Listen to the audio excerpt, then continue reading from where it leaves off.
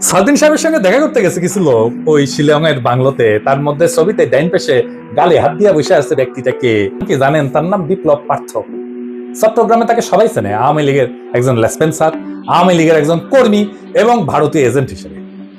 চট্টগ্রামে চিন্ময় ইস্যুতে সবচেয়ে বেশি যে লোকটা সক্রিয় সেটা হইতেছে বিপ্লব পার্থ। দেখেছেন মিছিলে, দেখেছেন আজম নাসিরকে দ্বিতীয়বার চট্টগ্রাম সিটি কর্পোরেশনের মেয়র নির্বাচনের জন্য মনোনয়ন পাওয়া দেওয়ার জন্য ওই নাকি অমিত শাহর কাছে নিয়ে গেছিল আজম নাসিরকে। আওয়ামী লীগ সরকারের আমলে বিপ্লব নাকি ৬০ বারের বেশি ইন্ডিয়া সফর করেছে, গর্ব করে কইতো, সব জায়গায় প্রচার করতো। আর এই সমস্ত সফরের নাকি বেশিরভাগই ছিল সরকারি সফর। তার পাসপোর্ট যাচাই করা হোক, তার প্রমাণ মিলবে। ইমিগ্রেশনে খোঁজ নেন, দেখেন কয়বার গেছিল। এটা পুলিশের কাজ, গোয়েন্দা সংস্থার কাজ। কেন একজন ব্যক্তি এতবার ভারত সফরে গেল সেটা নিশ্চয়ই কারণ আছে, অনুসন্ধান করে এই রহস্য উদ্ধার করা হোক।